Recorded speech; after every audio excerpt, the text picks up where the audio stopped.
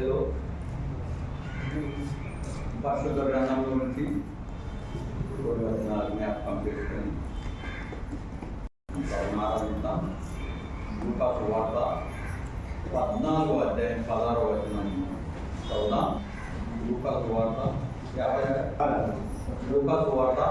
14వ అధ్యాయం 16వ వచనం. అందరూ పరిశుద్ధ గ్రంథం తీసి వచనాన్ని ధ్యానించాలని ప్రభు పేరిట మనవి. లూకాసు వార్త 14వ అధ్యాయం 16వ వచనం 41వ పేజీ. ఆయన అతనితో ఇట్లా ఆయన, ఒక మనుషుడు గొప్ప విందు చేయించి అనేకులను పిలిచెను. విందు కాలమందు అతడు ఇప్పుడు సిద్ధమై ఉన్నది రండని పిలువబడిన వారితో చెప్పకు తన దాసుని పంపాడు. ప్రార్థన చేసుకుందాం. మహోన్నతుడ, సర్వాధికారి, సృష్టికర్త, సర్వోప తండ్రి, ప్రభా నాయన, నీకు వేలాది వేలాది స్తోత్రములు నాయన. ఈ సమయంలో నీ వాక్యం ద్వారా మాతో మాట్లాడుతున్నాయన. ఈ వాక్యపు వెలుగులో మమ్మల్ని ఆరాధన క్రమం మాకు నేర్పుతున్నాయన. దేవాన్ని మాతో మాట్లాడతావన్నా యేసుక్రీస్తు పరిశుద్ధ నామం బట్టి వేడుకుంటున్నాం తండ్రి. ఆమేన్. ఇక్కడ మనం చూస్తున్నాం, ఆయన అంటే మన ప్రభు అయిన యేసుక్రీస్తు. ఆయన అంటే ప్రభు ప్రణామం అంటారు కదా, ఆయన యేసు ప్రభు. అతనితో ఇట్లా అంటున్నాడు, ఒక ఉదాహరణ చెప్తున్నాడు. ఒక మనుషుడు గొప్ప విందు చేయించి అనేకులను పిలిచి విందు కాలమందు అతడు ఇప్పుడు సిద్ధమై ఉన్నది రండని పిలువబడిన వారితో చెప్పుటకు తన దాసుని పంపాడు. అయితే వాళ్ళందరూ ఏక మనసుతో నియమములు చెప్పసాగింది. వాళ్ళందరూ ఏక మనసుతో నియమములు చెప్పబడి ఆయన ఒక విందు చెప్తున్నాడు, భోజనపు విందు. ఆ విందుకు పిలువబడిన వారంటే రక్షింపబడిన వారు, దేవుని ఎరిగిన వారు. దేవుడు అంటే ఏంటి తెలుసు. వాళ్ళని పిల్లలకు ఒక దాసుని పంపాడు. అయితే అందరూ ఏక మనసుతో నెపం పెట్టుకున్నారు. మన జీవితంలో నెపం చెప్తాం మనం. అదే ఈ ఆదివారం బ్రదర్ ఎందుకు రాలేదు గుడికి అంటే ఏదో కారణాలు చెప్తాం. అట్లా అందరూ నెపములు చెప్పసాగింది. అందరూ నెపాలు చెప్తున్నారు, ఎందుకు రాలేదు. ఒక మనుషుడు విందు చేస్తున్నాడు, ఆ విందులో భోజనం ఉన్నది, తినే పదార్థాలు ఉన్నాయి. కానీ ఆ విందుకు పిలుపబడిన వాళ్ళందరూ ఏక మనసుతో చెప్తున్నారు. చాలా మంచి కారణాలు ఇక్కడ ఉన్నాయి. మనం ఇంటికి వెళ్ళి చదువుకోవద్దు. ఇప్పుడు ఎడ్లు కొనుక్కున్నాడట, ఆల్రెడీ కొనేసిండు, దాన్ని పరీక్షిస్తాను పోతున్నాడు. అంటే పరీక్షించినాక కొనుక్కుంటామని పరీక్షిస్తాం. ఆ అబద్ధం అందరినీ కనబడుతున్నది. మనం ఒక చీర కొనబోతాము, అంగి కొనబోతే ముందు చూసుకుంటాం. అంత మంచిగా ఉంటే పైసలు ఇస్తాం, అంతకన్నా ముందు మనం పైసలు ఇవ్వాలి. ఈనాడు నేను ఎప్పుడు ఆల్రెడీ కొనుక్కున్నా, పరీక్షించకూడదు. ఈ విధంగా ఇలా కొన్ని ఉన్నాయి. ఒకడు కొత్తగా పెళ్లి చేసుకున్నాడు, నా భార్య ఉన్నది, నేను రాను చేవిరకూడదు. ఈ విధంగా నేను వాళ్ళు చెప్తున్నాను. ఆయన ఒక ఉదాహరణ చెప్తున్నాడు. ఒక మనుషుడు విందు చేస్తున్నాడు, విందు సిద్ధమైంది, తినదంతురాని ఏక మనసు నేపాల్ మోపుడు. ఈ నేపాల్ మోపెడోళ్ళు ఎవరు తెలుసా? ఈ నేపాల్ మోపెడోళ్ళు రాజైన సొలొమోను తన జ్ఞానవంతమైన మాట రాసి పెట్టాడు. దాని గురించి ఒకసారి చూసుకుందామా? 9వ అధ్యాయం, సామెతలు 9వ అధ్యాయం జ్ఞానంతో రాసిన మాట మనం చూసుకుందాం. 9వ అధ్యాయం 5వ వచనంలో అంటున్నాడు,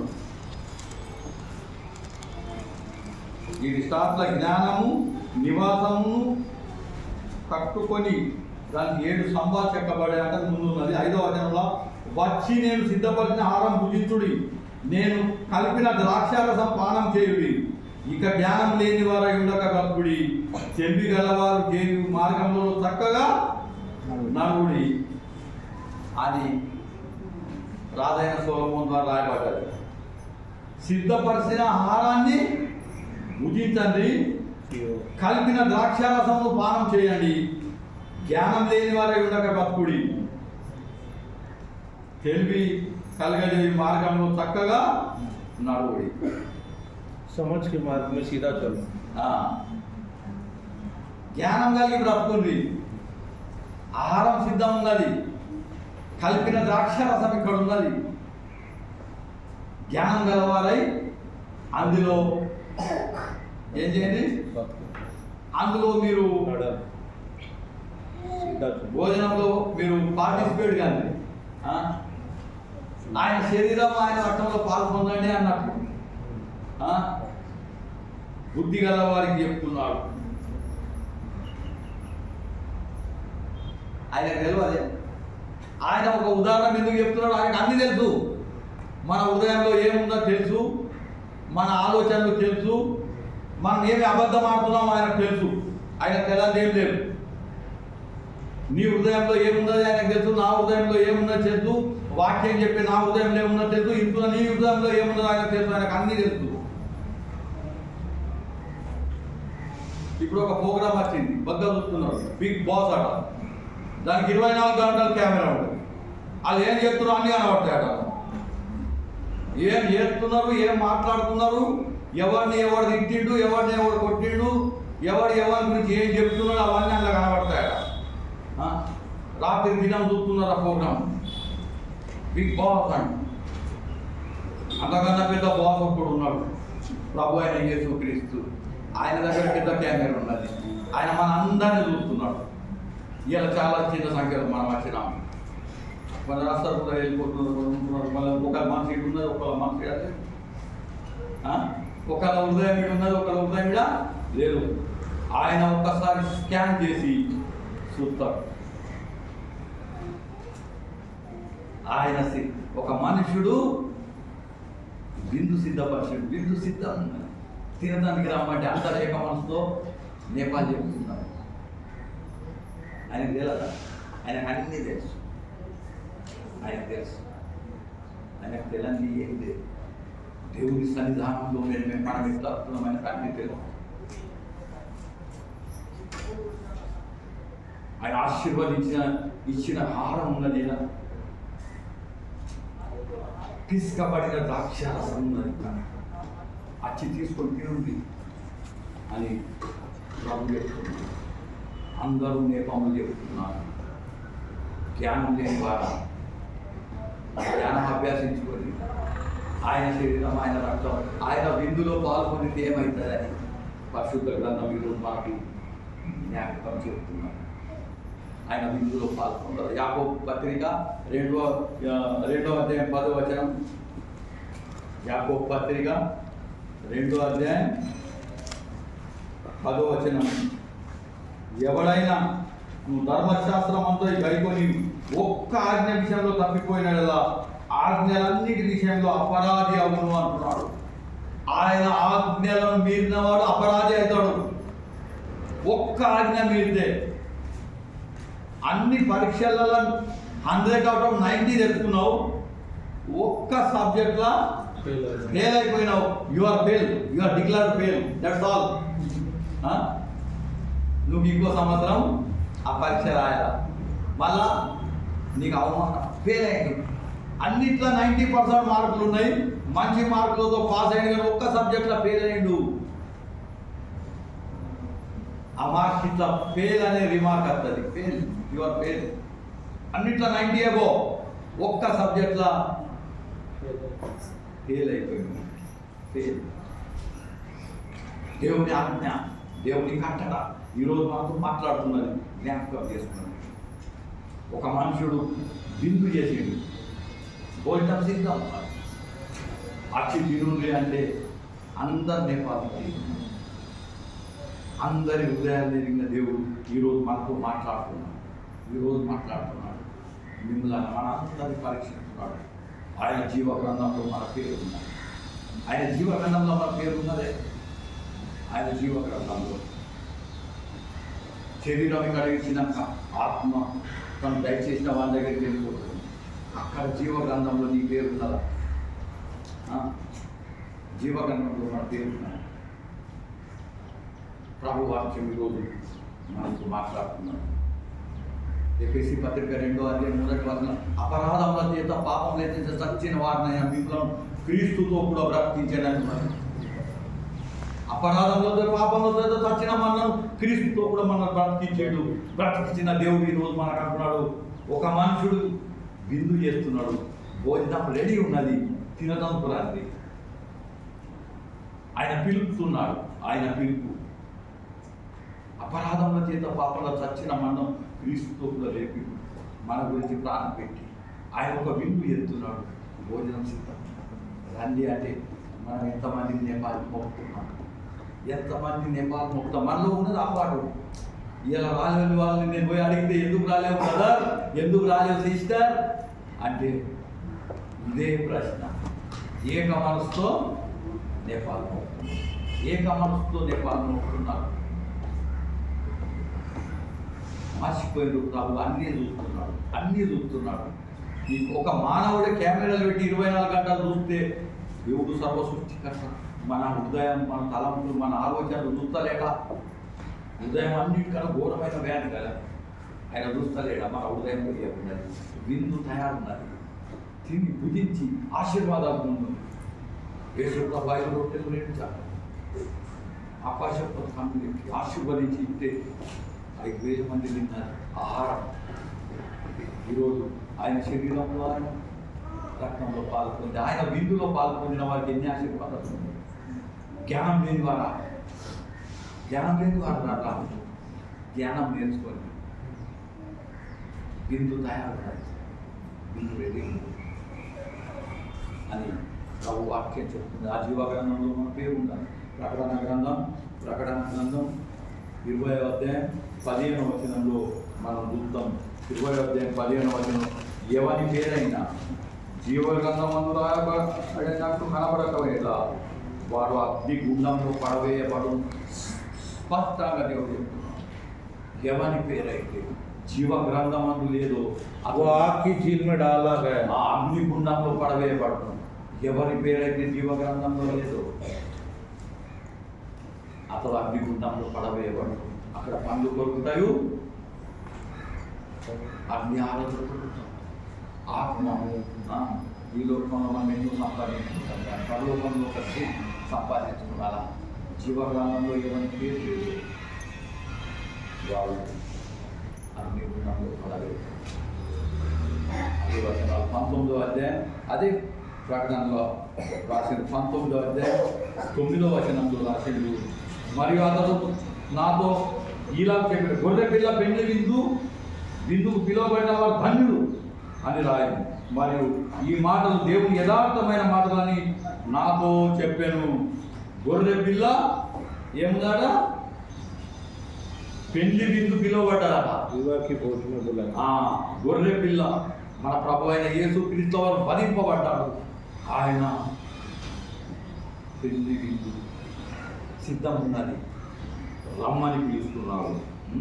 పిలువబడిన వారు ధన్యులు, పిలువబడిన వారు మనమే, రక్షింపబడిన వారము, పాపంలో ఉంటున్న వారము, లోకంలో నుంచి బయటికి వచ్చిన వారము, పాపముకు దూరమైన మనమే మనతోనే మాట్లాడుతున్నాడు దేవుడు. పిలువబడిన వారు ధన్యులు, పిలువబడిన వారు ఈరోజు వాక్యం. నేపాల్ ఎప్పుడు మానేద్దాం? నేపాల్ ఎంత అసహ్యకరం. నీ దాసుడు తోలేసిండు, నీ దాసుడిని, బ్రదర్ ఈ ఆదివారం ఎందుకు రాలేదు, బ్రదర్ ఈ ఆదివారం ఎందుకు రాలేదు, సిస్టర్ ఈ ఆదివారం ఎందుకు రాలేదు, నాకు ఈ పని ఉంది, నాకు ఆ పని ఉంది. ఏం పని ఉంది? పరిశుద్ధత. ఎవరి పేరైతే జీవ గ్రంథంలో లేదు వారు అగ్నిగుండంలో పడవేయబడి.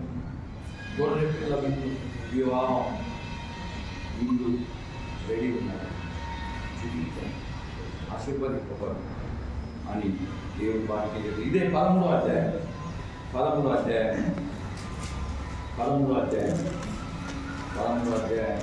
8వ వచనంలో ఉన్నది.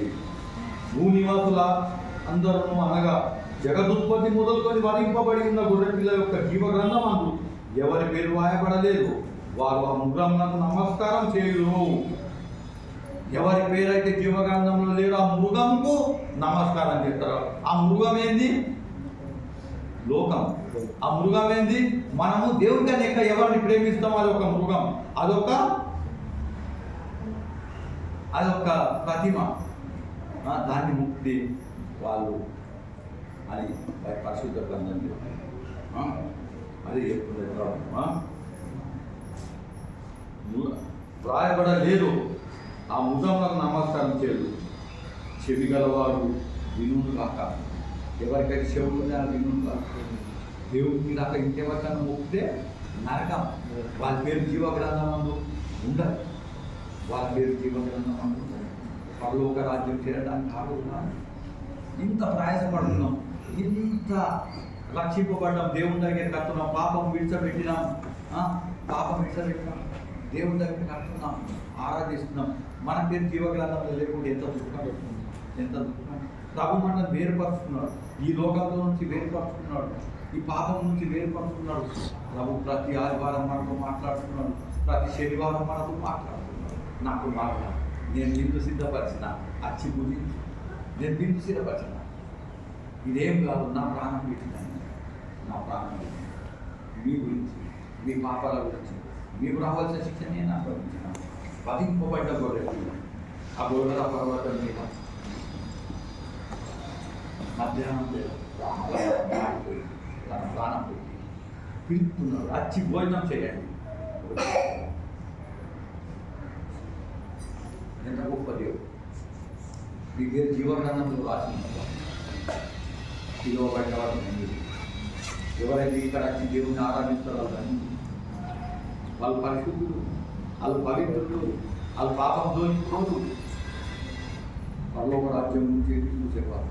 ఎవడైతే ఈ విందులో పాల్గొంటాడో సాతానాలు పట్టుకొని చేయరాని పని చేపించి, పాపం చేపించి, పాపం కచ్చరు ఇంత భోగం కచ్చి ఇంత పాపం జడ్సాలు.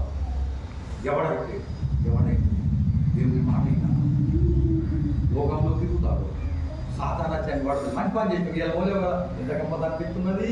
ఈ ఆదివారం పోలేవు, అక్కడ పోతే 3 గంటలు కూర్చుంటారా, 2 గంటలు కూర్చుంటారా, ఆ సూది గుచ్చినట్లా మాట్లాడతారు, సూది గుచ్చినట్లా మాట్లాడతారు. దేవుని వాక్యం 2 అంటులా కడతారు, బాణాలను, కీళ్ళను, మూలుగులను విభజించేటట్లా గట్టిగా పనిచేస్తారు. లోకం వేరుగా నీ గురించి నేను పదింపబడ్డాను, నా ప్రాణం పెట్టినాను. ఈ విందు నీ గురించి సిద్ధంగా ఉండేవా? ఆఖరి ఒక మాట మనం మాట్లాడుకొని ఆధారంలోకి వెళ్దాం. లూకాసు వార్త 22వ అధ్యాయం, 15వ అధ్యాయం, లూకాసు వార్త 22వ అధ్యాయం 15వ వచనం. అప్పుడు ఆయన, నేను శ్రమపడక ముందు మీతో కూడా ఈ పస్కాను భుజింపవాలని మిక్కిలి ఆశపడ్డాను. అది దేవుని రాజ్యంలో నెరవేరు వరకు ఇక ఎన్నడూ దాన్ని భుజింపను మీతో చెప్పుతున్నానని యేసుప్రభు చెప్తున్నాడు. ఆయన గిన్నె ఎత్తుకొని కృతజ్ఞతాస్తుతులు చెల్లించి, మీరు దీన్ని తీసుకొని మీలో పంచుకోండి. ఇక మీద దేవుని రాజ్యం వరకు నేను ద్రాక్షరసం త్రాగనని మీతో చెప్పుతున్నానని. పిమ్మట ఆయన ఒక రొట్టెని పట్టుకొని కృతజ్ఞతాస్తుతులు చెల్లించి దాన్ని విడిచి వారికి, ఇది మీ కొరకు ఇవ్వబడుతున్న నా శరీరం, నన్ను జ్ఞాపకం చేసుకుంటే దీన్ని చేయడని చెప్పాను. ఇది యేసుప్రభు చెప్పిన మాటలు. నన్ను జ్ఞాపకం చేసుకున్నట్టు దీన్ని, నన్ను జ్ఞాపకం. ప్రభు అయిన యేసుక్రీస్తు విందు సిద్ధపరిచినాడు, నన్ను జ్ఞాపకం చేసుకుంటాను చేయడం, నన్ను జ్ఞాపకం చేసుకుంటాను. వధింపబడ్డాడు మన ప్రభు అయిన యేసుక్రీస్తు లోక పాపంలో గురించి తన ప్రాణం పెట్టేసింది. ఆయన పిల్లలను వేరు చేసుకున్నాడు, చీకటిని వెలుగును వేరు చేసినట్ట దేవుడు మనల్ని వేరుపరుచుకున్నాడు. పరిశుద్ధుల సంఖ్యలో ఉండమంట చెప్తున్నాడు, పవిత్రంగా ఉండమంటున్నాడు. ఆయన భోజనం సిద్ధపరిచినాడు, తీసుకొని తిందాం, నన్ను జ్ఞాపకం చేసుకుంటాను. ఈ విందులో పాల్గొనడానికి దేవుడి భాష